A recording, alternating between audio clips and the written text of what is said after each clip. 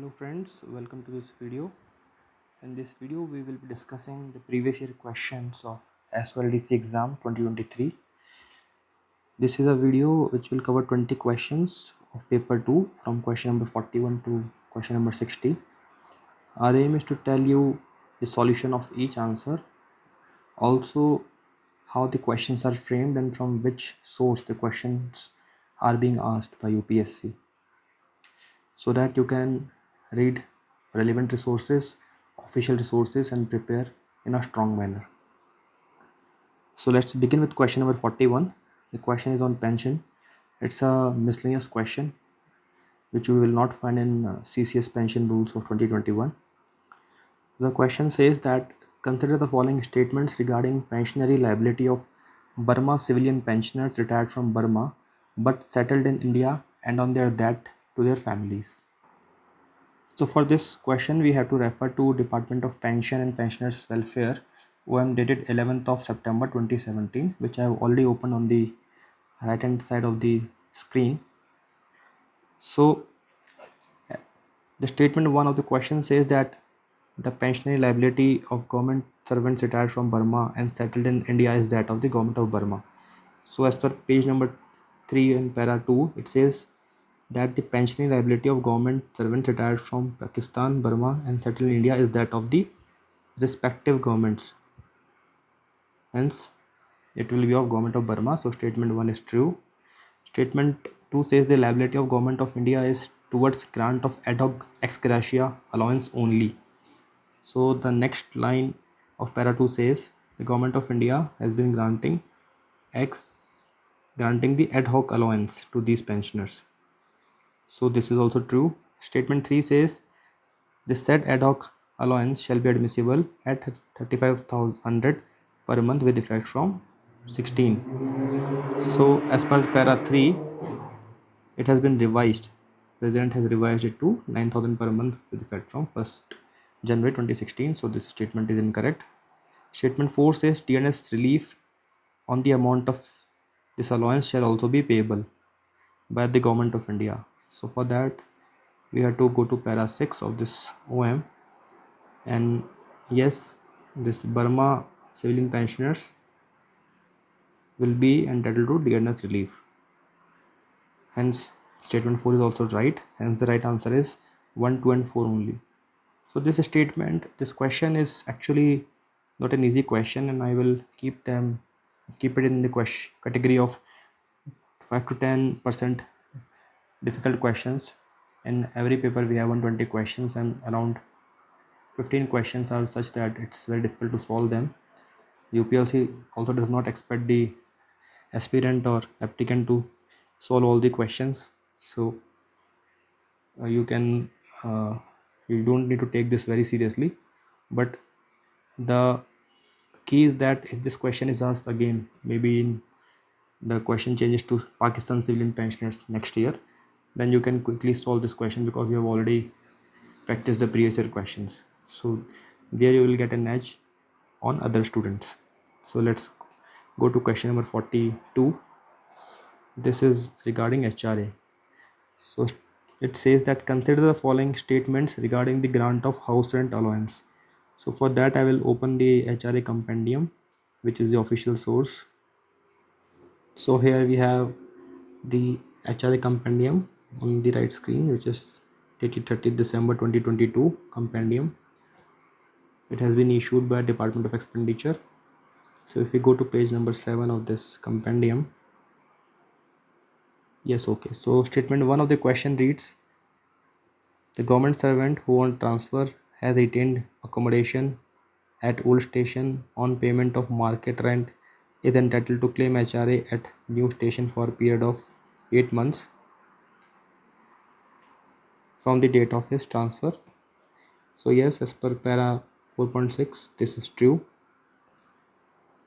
that a government servant is entitled to claim HRA for 8 months because he has been paying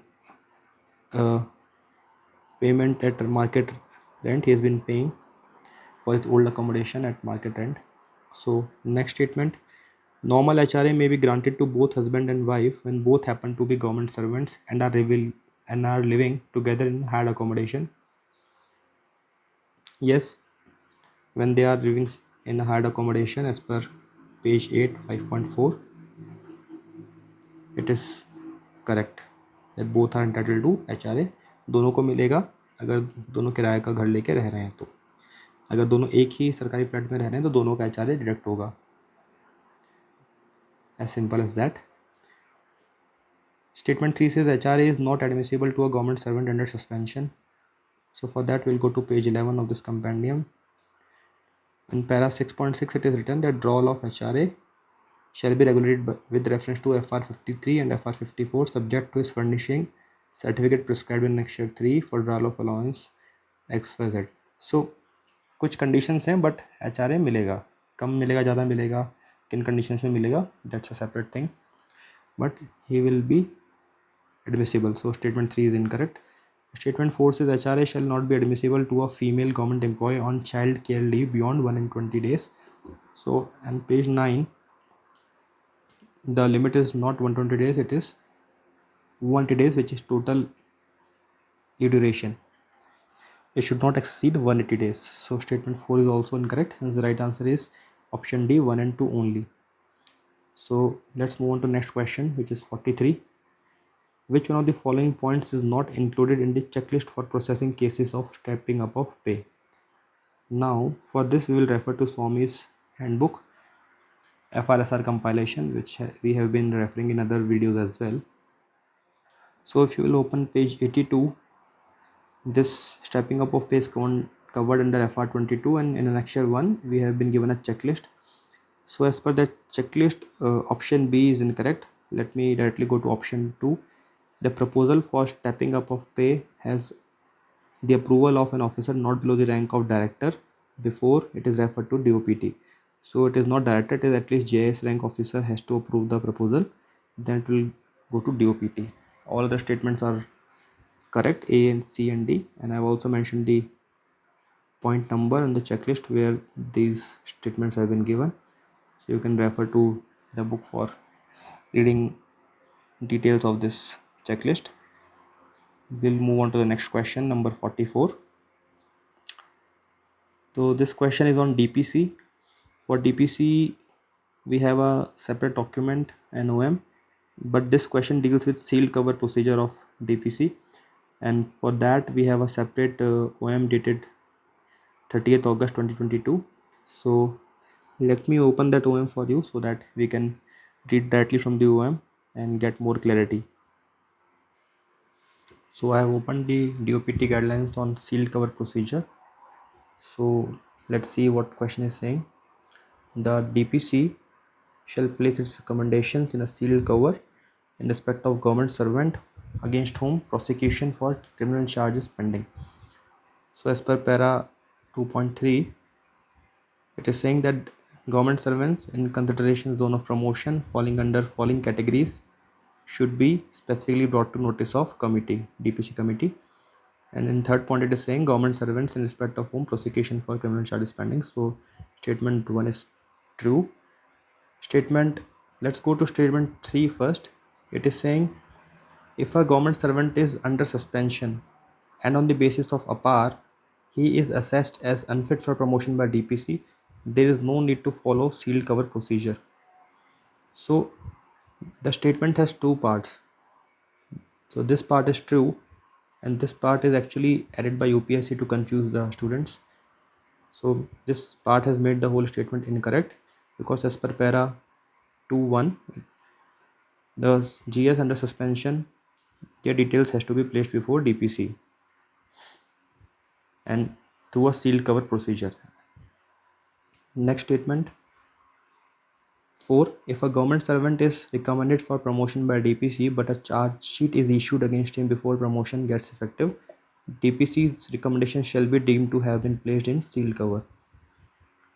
So this is covered in subpara 2, that GS in respect of whom a charge sheet has been issued and disciplinary proceedings are pending. So in their case, DPC's recommendation shall be deemed to have been placed in sealed cover, as we are discussing the sealed cover procedure, and these three cases have to be brought under sealed cover. procedure. On this GS, this yield curve procedure is applicable, hence this is also true. Now let's see statement number 2. Sealed cover procedure shall be followed in case of GS against whom preliminary investigation is in progress for a misconduct. So this case is not covered under para 2, hence this is incorrect. So we are left with only two correct options, which is 1 and 4, hence the right option is option A. So let's move on to the next question. So this question is also little typical, as UPSC went little deep in DPC cases, but this theme may be repeated next year, so we have to prepare, especially this theme. Next question is again on DPC. While considering the cases for promotion to SAG for vacancy year 2019, it was observed by DPC that in case of all other candidates, APARs for preceding 5 years, that is from 2012 to 13 to 2016 to 17, were available. But in case of Mr. X, this APAR for 2013 2014 period was not written, as he was on medical leave. Now the benchmark prescribed for promotion to SAG is actually very good. Now which one of the following shall be correct course of action by DPC? So again, this is not a simple question because they are asking about a unique case. For DPC it's not that कोई general guidelines पूछ रहा है DPC की या generic clause पूछा है, special case पूछा है. But let's try to answer this question using DPCOM itself. So we have DPC guidelines in front of us issued by DOPT dated 22nd July through an official memorandum OM guidelines on DPC. Now if we go to page 13,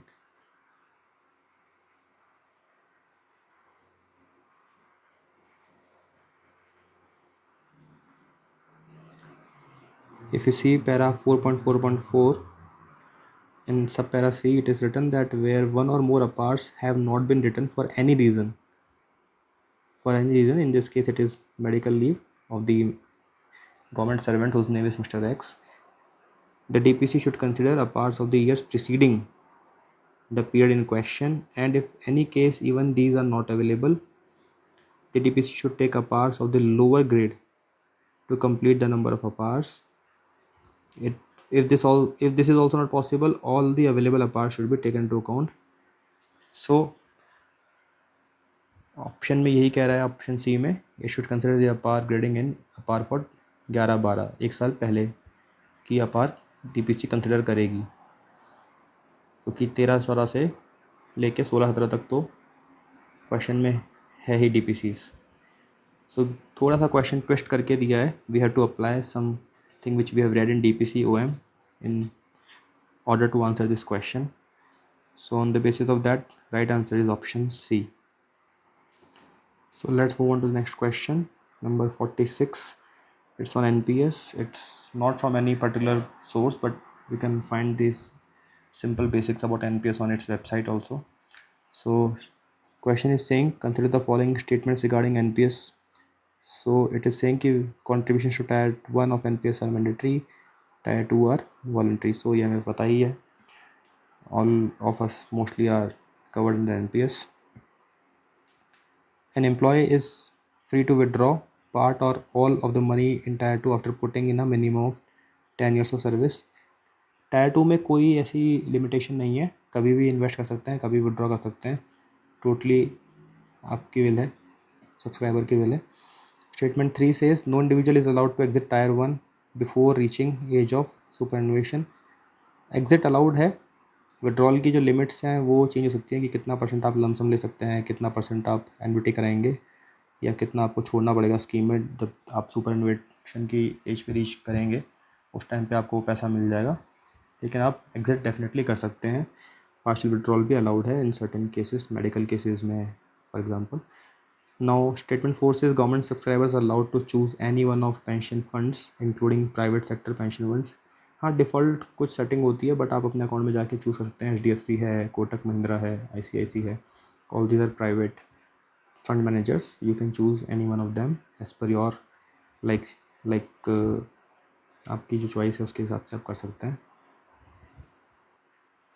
I think LIC is by default, but as per the liking of subscriber, he or she can change the fund manager. So option B is the right answer. 1 and 4 only. Statement 2 and 3 are incorrect. Next question is again on NPS.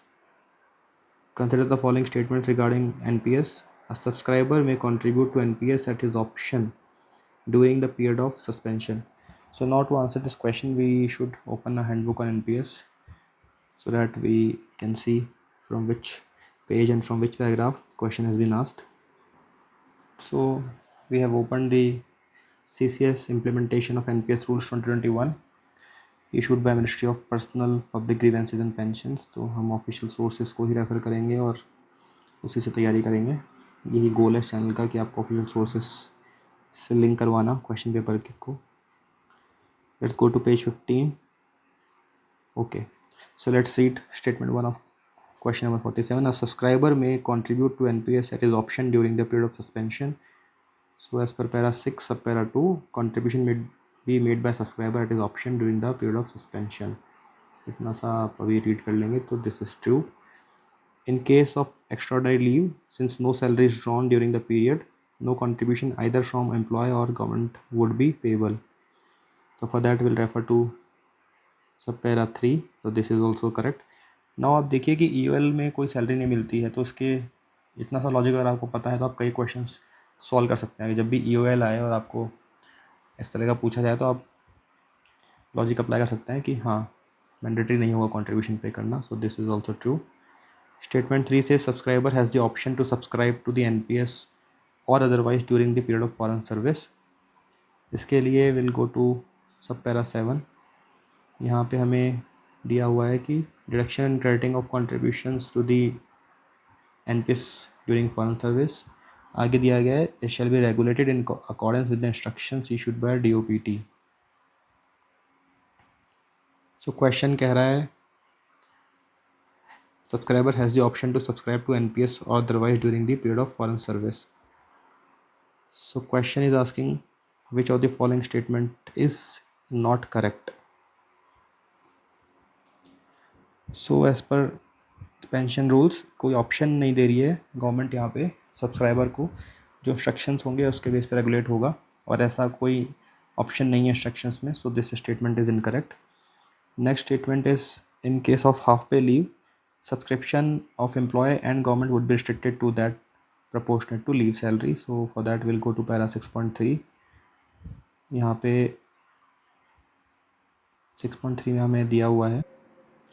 सो अभी के लिए हमने para 3 पढ़ लिया है but पहले बिना statement 3 को जाने हम ट्राई करते हैं सॉल्व करने का. तो question is asking us which of the following statements above are incorrect. तो हमें पता है कि 1 और 2 करेक्ट हैं. सो 1 और 2 करेक्ट हैं तो ये तो हमारा ऑप्शन हो ही नहीं सकता. तो even if you don't know answer 4 we can directly mark this is the right answer. हमें 3 भी नहीं पता हो तो भी हम इसको मार्क कर सकते हैं कि 4 सही होगा. और 3 का हमने यहाँ पे देख ही लिया है. 4 के केस में डायरेक्टली हमें नहीं कह रहा है गाइडलाइंस में कि कंट्रीब्यूशन पे होगा या नहीं प्रोपोर्शनेटली, बट यहाँ पे ये लिखा हुआ है कि no contribution shall be made by subscriber during the period of absence for which no pay और लीव सैलरी इज पेबल. अगर लीव सैलरी मिल रही है तो उसके प्रोपोर्शनेट के अंदर ही उसका सब्सक्रिप्शन कटेगा और गवर्नमेंट भी अपना पार्ट पे करेगी. तो statement 4 is actually correct. Statement 4 is actually correct. Proportionately है. हम रिवर्स सॉल्व करने की कोशिश कर रहे हैं. So it's not necessary that we will know all the statements in an exam hall, but जितनी नॉलेज है उससे जितना याद रहे एग्ज़ाम हॉल में उससे हम एटलीस्ट कोशिश करें क्वेश्चन को सॉल्व करने की. छोड़े ना क्वेश्चन को, बिकॉज देखिए यहाँ पे इजीली सॉल्व हो रहा है question even if you don't no statement 3 and 4. So next question is again on NPS. Consider the following statements regarding counting of previous service for the benefit of gratuity in respect of central government employees covered under the NPS scheme. So for that we'll refer to DOPPWM dated 12th February 2020. Let me open this OM for you. So here we have this OM and the subject of the OM is that counting of service on joining new service in state government, central government, autonomous body for the benefit of gratuity in respect of central government employees covered under NPS scheme. तो पहला statement read करते हैं question का. If a central government servant covered under NPS joins another central government service rendered in previous central department shall be counted for purpose of gratuity. And second statement is no sharing of gratuity liability between the two departments. So इसको answer करने के लिए we'll go to page number 1, para 2, subpara 1. No sharing of gratuity liability between the two departments. So this statement is correct. Next statement is if an employee of state government under NPS with provisions of death gratuity similar to those in central joins central government service rendered under state shall be counted for gratuity and liability shall be shared by both.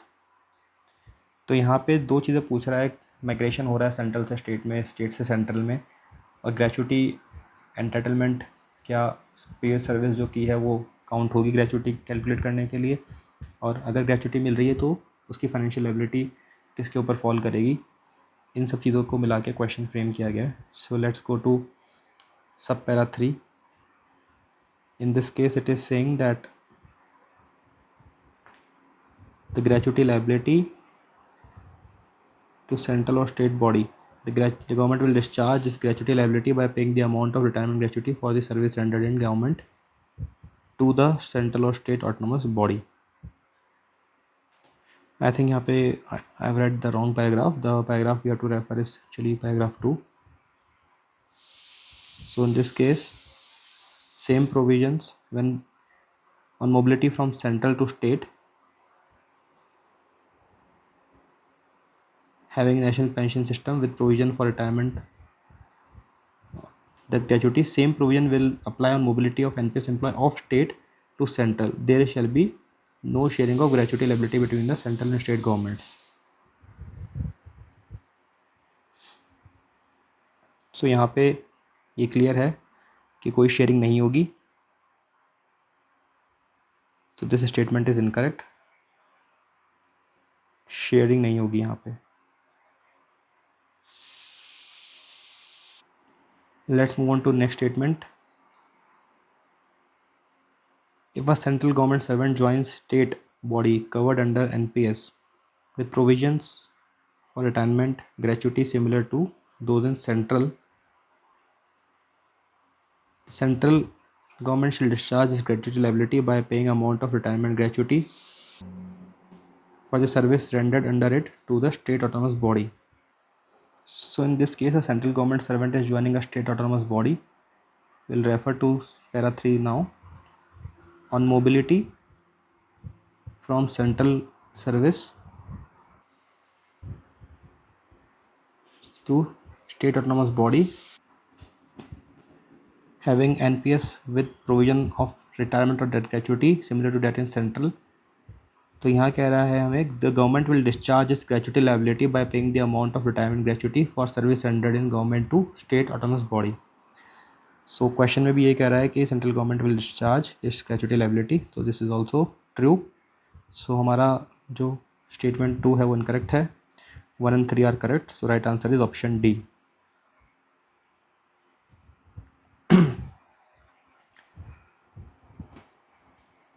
The next question is again on NPS.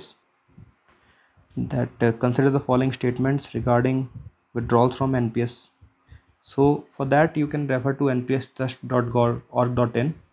यहाँ पे basically NPS की website है, ये सारे आपको basic rules मिल जाएंगे. You don't need to refer to any portal. ये बेसिक रूल्स हैं, ज़्यादा टेक्निकल नहीं है यहाँ पे कुछ.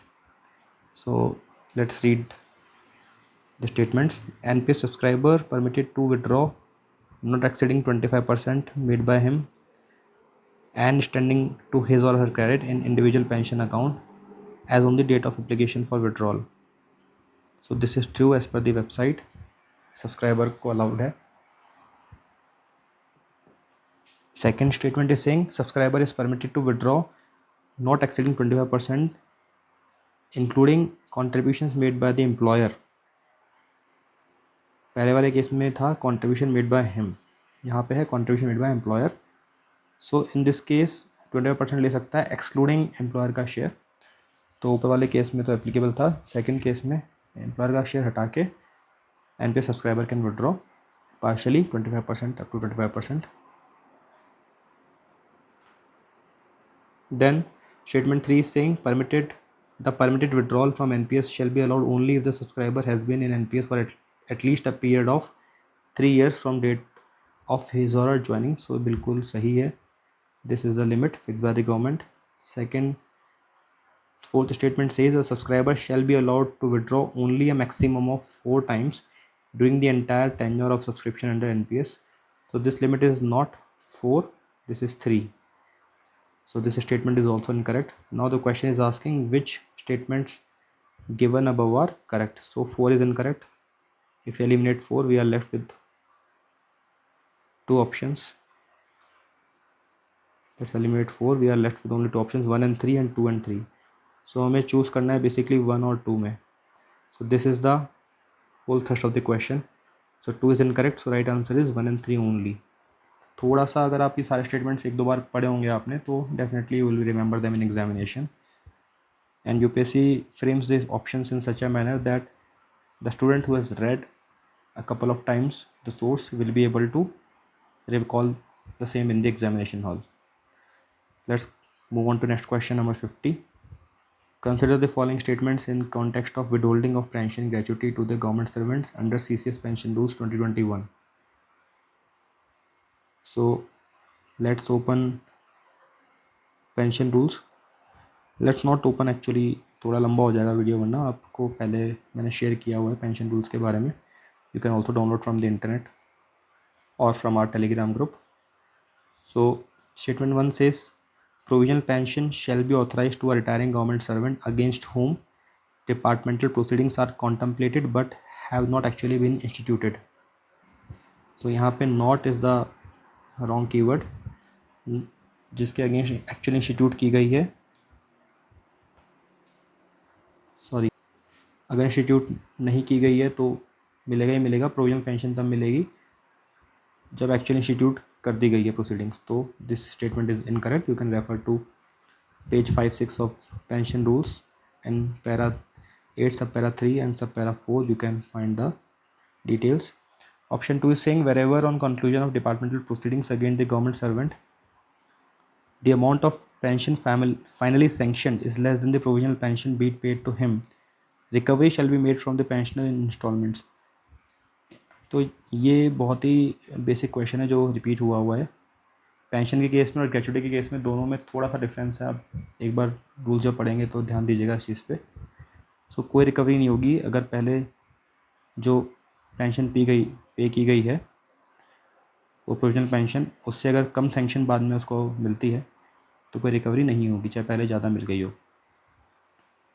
सो this is also incorrect. Statement 3 says in case of recovery of pecuniary loss from pension it shall not ordinarily be made at a rate exceeding 1/3 of pension admissible to on the date of retirement to government servant.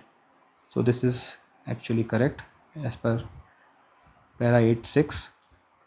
Let's move on to next statement, statement number 4. If at the time of retirement a government servant judicial proceedings has been instituted against him, no gratuity shall be paid to him until the conclusion of those proceedings and issue of final orders thereon. तो यहाँ पे बात हो रही है gratuity की. तो gratuity withhold हो सकती है, उसको प्रोविजनल पेंशन मिलती रहेगी. So this statement is true. Hence statement 3 and statement 4 are right, and the right answer is option D. Let's move on to question number 51. So now we are getting a lot of questions on pension. So let me also open pension PDF for ease of navigation. So I have opened the CCS pension rules on the right side of the screen. जो gadget में publish हुए थे मैंने directly gadget से open किया हुआ है. सो statement 1 of 51 question says the time passed by the government servant under suspension pending inquiry into conduct shall be counted as qualifying service where on conclusion of such inquiry he has been fully exonerated and no minor or major penalty is awarded to him.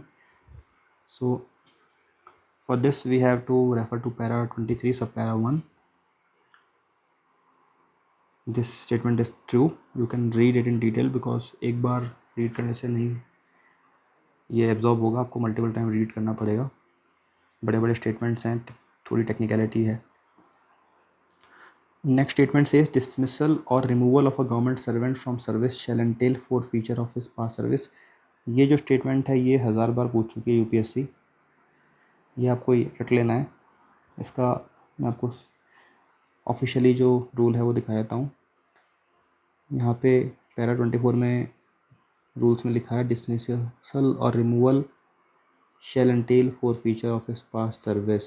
So this is very important. Dismissal and removal are major penalties under CCA rules. जब हम पढ़ेंगे CCA rules, कभी video बनाएंगे इस पे तो detail में बात करेंगे. So statement 2 is also correct. Statement 3 says a resignation shall not entail forfeiture of past service if it has been submitted to take up with proper permission and another permanent employment under the government where service qualifies. तो proper channel के through आपने permission ली है नई government service की या नई employment join करने की जहाँ पे प्रीवियस सर्विस काउंट हो रही है. So for that we go to para 26(2). Para 26(2) में we have been given that this is correct. He will be allowed to take up another employment and previous service will qualify. Forfeiture नहीं होगा past service का. Statement 4 says a government servant shall forfeit his past service on resignation from a post to take up a temporary appointment under the government where service qualifies despite getting prior approval for the same. So actually इसका उल्टा पूछा है. Statement 3 और 4 they are mutually exclusive. अगर 3 सही है तो 4 गलत होगा, 4 सही है तो 3 गलत होगा. So ये आप एग्ज़ाम में थोड़ा सा इन चीज़ों पर ध्यान दें. तो आइदर 3 और 4 तो एक साथ पॉसिबल ही नहीं है, तो ये तो आप हटा ही दीजिए. आइदर आपके ये ठीक होंगे या ये ठीक होगा. और सेकंड स्टेटमेंट यूपीएससी पूछ चुकी है आपके कई बार, तो ये तो आपको रटा हुआ होना चाहिए. तो आपका ये ऑप्शन भी गलत हो गया. Now you only need to know about option 1, statement 1, because this is the common statement in both the options. तो 1 थोड़ा सा टेक्निकल है, बट सारे क्वेश्चंस आपके लाइन से पैरा 24, 25, 26 से पूछे हैं. So you should be able to answer this question. So right answer is option B 1, 2 and 3 only. Detail में आप पेंशन रूल्स को रेफर कर सकते हैं बाद में. Let's move on to question number 52. Consider the grant of compassionate allowance in terms of CC's pension rules 2021. So for that, it's a miscellaneous question. Let me try to find on which page it has been given. So your first statement है वो कह रहा है compassionate allowance should not be exceeding 2/3 of pension or gratuity or both, which would have been admissible to an individual if he had retired on superannuation pension. So ये आपको यहाँ पे clearly दिया हुआ है. So this is correct. This is true. So statement 1 is correct. For statement 2, it is given that where misconduct on part of charged officer leads to inference that his service has been dishonest, compassionate allowance may not be sanctioned. So a basic principle behind giving pensionary benefits is that pensionary benefits are given on the condition of good conduct. So dishonesty या कोई misconduct है तो compassionate allowance उस case में नहीं मिलेगा. So this statement is true. Again, compassionate allowance cannot be commuted as it is in the nature of a relief to government servant. So compassionate allowance अगर आप देखें commutation of pension rules, because this question is asking about commutation, I am not opening the PDF, but as per page 12 para 18(4) it can be commuted. So this is incorrect. Statement 4 says a government servant is in receipt of compassionate allowance and is eligible for reliefs in pension granted from time to time. Government servant को compassionate allowance मिल रहा है, उसको relieves इन pension जो है उसके ऊपर applicable होंगी, बिल्कुल एप्लीकेबल होंगी. मिनिस्ट्री ऑफ पर्सनल की वेबसाइट पे गवर्नमेंट ऑफ इंडिया का जो OM है 1975 का, उसमें ये क्लेरिफिकेशन दिया हुआ है. सो this statement is also right. So only statement 3 is incorrect. Hence the right answer is option C only. Option 3 only. Next question is again on pension. थोड़ा सा मैथमेटिक्स करनी होगी इस क्वेश्चन के लिए. ये जो ट्रेंड मैं देख रहा हूँ 2021, 22, 23 में और पहले भी अब थोड़ा ज़्यादा हो गया है. मैथमेटिकल कैलकुलेशंस बढ़ती जा रही हैं. पे फिक्सेशन की हो गई या आपकी एडिशनल पेंशन की हो गई, फैमिली पेंशन की हो गई. So let's see this question. A pensioner who has committed any part of his pension is drawing a total pension of 18,000. Was not committed actually. He shall attain 85 years of age next year. How much total pension will be entitled to draw on attaining the age of 85 years? ये question पहले भी पूछा गया था. 85 से 90 तक 30% additional pension दी जाती है. पेज 25 पे मैं अभी नहीं जा रहा हूँ. PDF is on right side, you can refer it later. So 18,000 में कोई कम्यूटेशन नहीं है. So first we will try to find the basic pension which was given to him, which is divided by 20%. So and multiplying the same by 30%, we'll get a value of 19,500, which will be his new pension including the additional pension component when the pensioner will attain the age of 85. So the right answer is option C. Very simple question. Next question is, consider the following statements regarding the payment of death cum retirement gratuity in terms of CCS pension rules. So statement 1 is saying nomination made by an unmarried government servant in favor of any member of his family shall become invalid on his or her marriage. क्या automatically इसके जो भी nominations थे invalid हो जाएंगे. Let's see what guidelines are saying. So in para 46.6 it is saying that the nomination will not become invalid on his or her marriage. So statement 1 is incorrect. Let's try to find if we can solve the answer just by this question. So question is actually asking which of the following statements are incorrect. तो one common है तीनों में, सो हमें और थोड़ा solve करना पड़ेगा. Statement 2 is saying where a government servant has only one member in his or her family and a nomination has been made in his favor, it will be open to the GS to nominate any person or body of individuals whether incorporated or not as alternate nominee or nominees.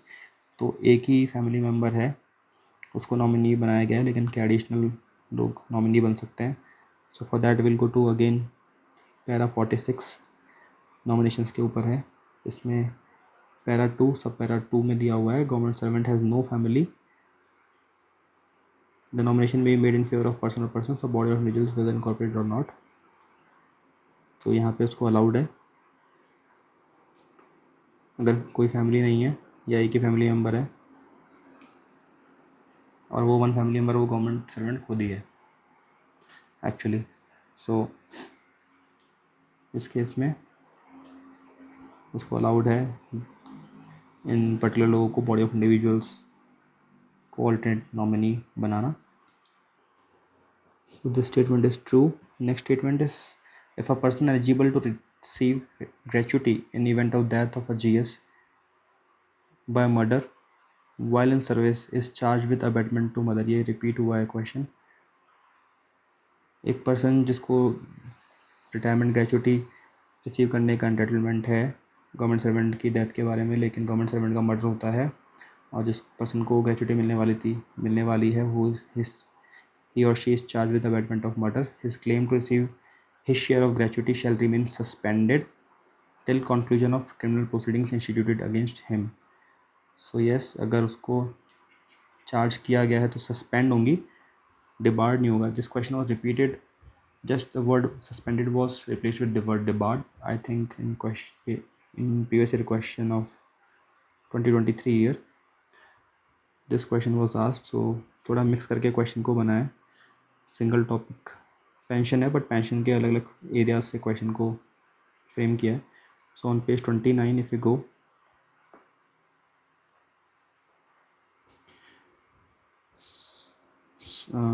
Let me show you 29.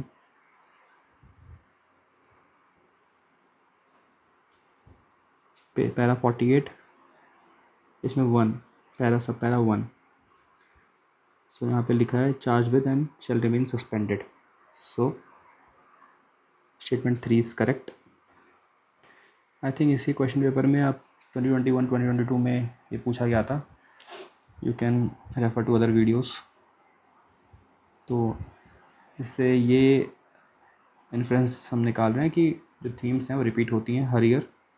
सो जो कुछ की themes हैं उनके ऊपर ज़्यादा focus करना है, हमको ज़्यादा रिवाइज करना है, हमको ज़्यादा डीपली केयरफुली स्टडी करना है, बिकॉज हर एक वर्ड के ऊपर यूपीएससी क्वेश्चन घुमाएगा. अगर थीम इंपॉर्टेंट है तो चार्ज विद को डिबार भी कर सकते हैं. सस्पेंडेड वर्ड को डिबार से रिप्लेस कर दिया है. ओके. चार्ज विद से कन्विक्शन को रिप्लेस कर दिया है. चार्ज विद का रिप्लेसमेंट और क्या हो सकता है आप सोच सकते हैं. तो वर्ड प्ले कर सकती है यूपीएससी यहाँ पे. So let's go to statement number 4. Share of nominee who dies before receiving the amount of gratuity will lapse to the government. So para 49 में this has been given. Lapse of retirement gratuity. Government servant who dies while in service without receiving the amount of gratuity and leaves behind no family. So in this case, that gratuity will lapse to the government. So this is also right. Hence 4 right है आपका. Incorrect पूछा है option में, तो आपको कुछ भी एक पता हो, जैसे 4 आपको पता है तो 4 यहाँ से हट गया. आपको 3 पता है तो 3 भी हट गया. सॉरी, इनकरेक्ट पूछा है. ओके, वेट थोड़ा सा मिस कर गए. यहाँ शेयर ऑफ अ नॉमिनी पूछा है. सो एज़ पर रूल, अगर कोई नॉमिनेशन भी नहीं है या जो नॉमिनेशन बनाया था वो सबसिस्ट नहीं करता है, then it will left to the government. So in statement is saying the share of a nominee. So nominee is who dies before receiving the amount of gratuity shall left to the government. So actually this statement is totally correct. The confusion here is that UPSC in its answer key has given statement D, option D as the right answer, which is 1 and 4 only, but as per what we have seen in the rules, it should be 1 only, because statement 4 is totally correct.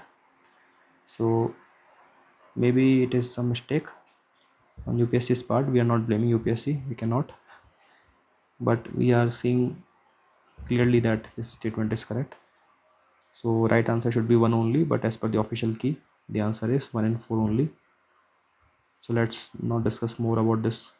We have already seen the rule position on all the 4 statements. Let's move on to next question, number 56. Consider the following statements regarding the admissibility of family pension to disabled children of a deceased government servant. Admissibility of family pension to disabled children of a deceased government servant. तो यहाँ पे 3 categories को mix किया है. Let's see, this question is on family pension, so we have to refer to the PDF on family pension. Let me open this PDF. So we have the handbook on family pension on the right side of the screen. So statement 1 is saying family pension is admissible for life to a son or daughter who is suffering from a mental or physical disability so as to render him or her unable to earn a living subject to certain conditions. Unable to earn a living even after attaining the age of 25 years subject to certain conditions. So as per para 4 subpara 1, this statement is correct. Then statement 2 is saying disability should have existed before the death of the government servant or pensioner and his or her spouse. तो यहाँ पे if you refer to PDF on pension on page 33 para HI, this is also correct. Marriage by a child suffering from such a disability shall render him or her ineligible from the pension. सो ये actually एक common statement है जो UPSC बार बार पूछती है. सो कुछ statement आपको नए दिए हैं, कुछ स्टेटमेंट आपको पुराने दिए हैं. सो ये स्टेटमेंट बिल्कुल गलत है. यूपीएससी बार बार पूछ चुकी है. डिसेबिलिटी, अगर डिसेबल्ड है चाइल्ड तो मैरिज होने के बाद जो फैमिली पेंशन है वो मिलती रहेगी. Let's see para 4 6. So it is said that the government has decided to allow continuance of family pension to mentally physically disabled children even after their marriage. So this statement is wrong. Let's try to solve the question by using this logic. So 3 is correct.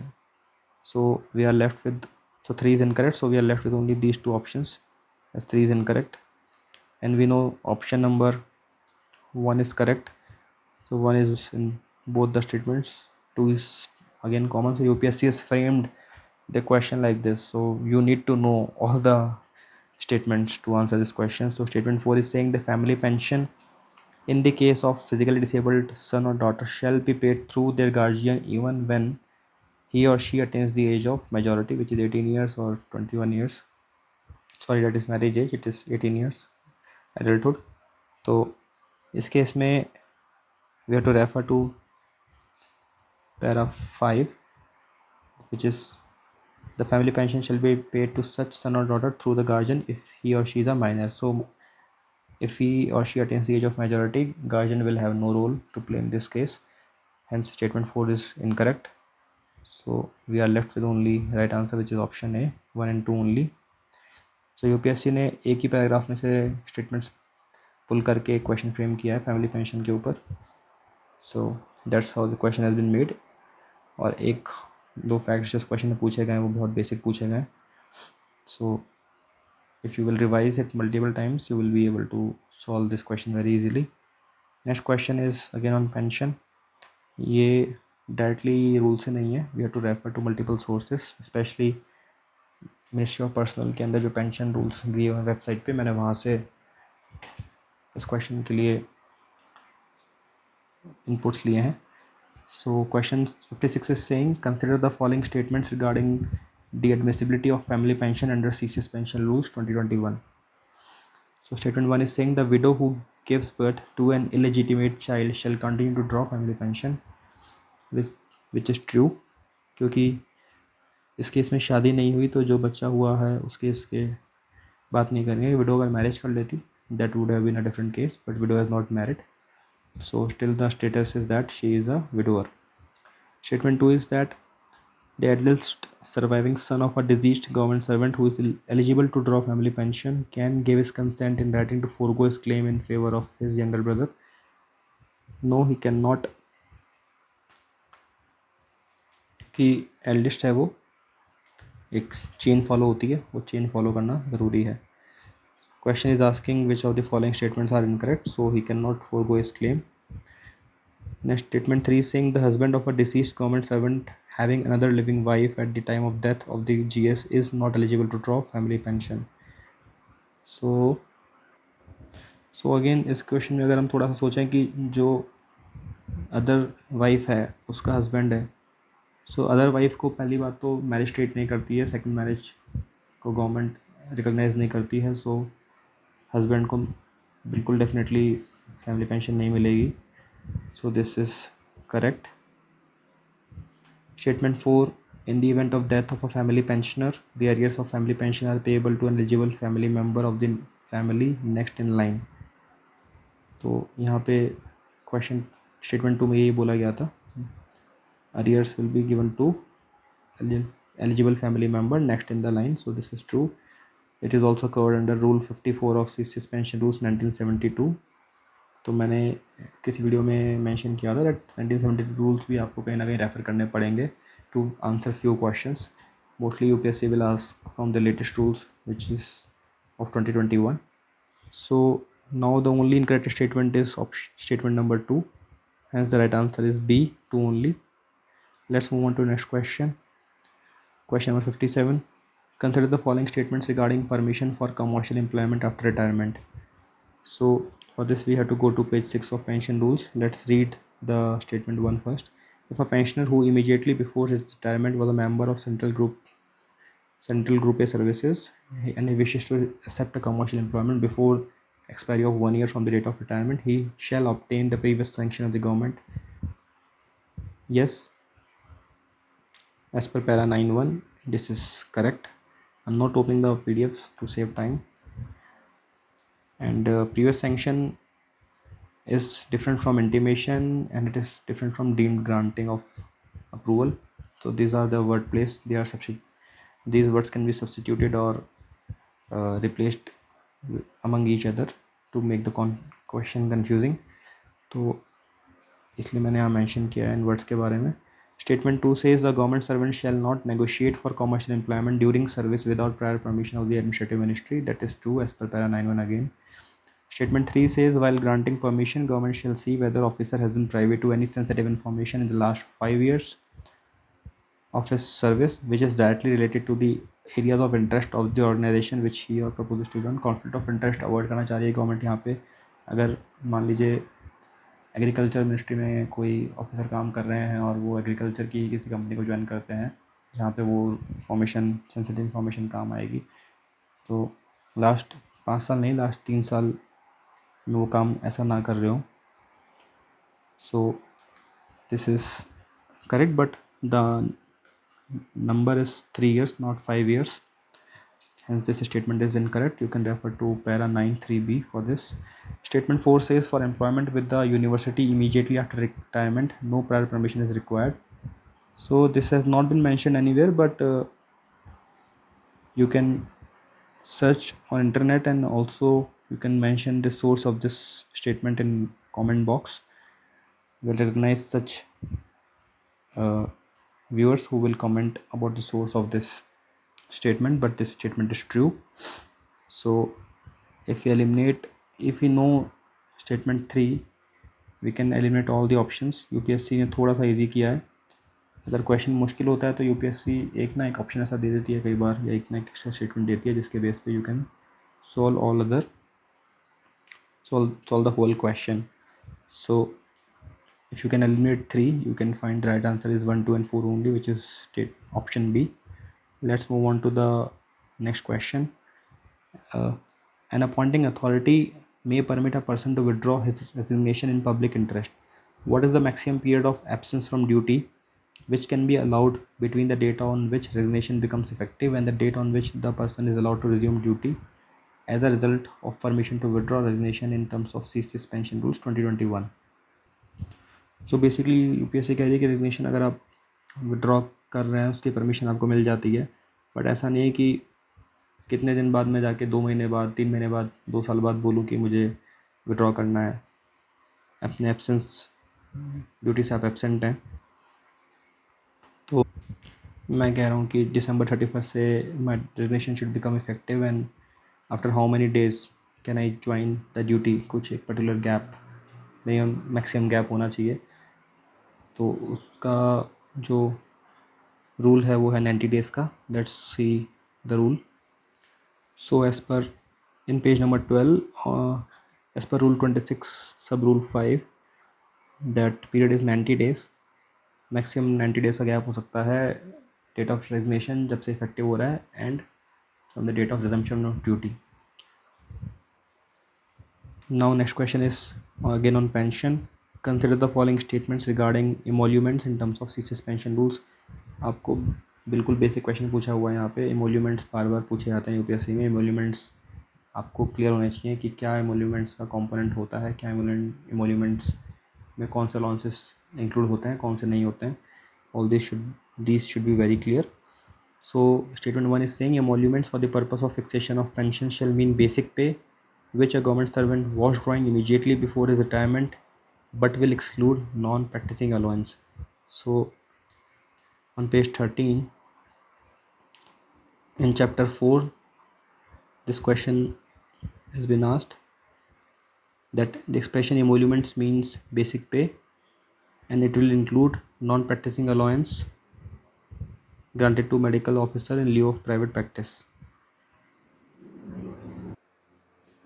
So this statement is totally incorrect because NPA, non-practicing allowance, will be given to a medical officer. So next statement is stagnation increment shall not be treated as emoluments. So in the explanation it has been given that stagnation increment shall be treated as emolument. So this is also incorrect. Statement 3 says where a government servant immediately before retirement or death while in service was on leave and he earned an increment which was not withheld, such increment though not actually drawn shall form part of the emoluments. So yes, as per para 31(5), though the increment has not been granted, it will be part of the emoluments. Considering taking a sympathetic view of the situation. So this is allowed by the government on notional basis. Statement 4 is saying pay drawn by a government servant while on deputation to a state government shall not be treated as the emoluments, but the pay which would he would have drawn under central government had it not been deputation to the state government shall alone be treated as emoluments. So the word here is used as alone. We have to be careful about such extreme words. But let's go to subpara 7 of para 31. So in this case, when a government servant is on deputation to state government or on foreign service, the pay drawn shall not be treated as emoluments, but the pay which he would have drawn the central government had he not been on deputation to state government shall alone be treated as emoluments. So generally such keywords are risky, but in this case this is correct. Statement 4 is correct, and the right answer will be 3 and 4 only, which is state option B. So before moving on to the next question, I would like to tell you that this question was repeated as it is in paper 2 of SOLDC exam 21-22 as question number 55. You can see how UPSC is repeating the themes. Exactly these 4 statements were asked: emoluments, technician increment, and notional increment if government servant died but increment was not withheld but he did not draw the increment. All these statements were asked in question number 55 also. So UPSC again should asked in the succeeding year. So that's how, if you will prepare previous year questions, you will be at an advantage. You will have an edge as compared to other competitors, other applicants. So let's move on to the last question of this video, question number 60. A government servant who has completed 20 years qualifying service will be entitled to retiring pension if he takes VRS by giving a notice of 3 months in writing to the appointing authority. In this context, consider the following statements. So statement 1 is saying, before accepting the notice for VRS and passing orders in this regard, appointing authority shall certify that this servant has completed the qualifying service of 20 years. So for this we'll refer to page number 24.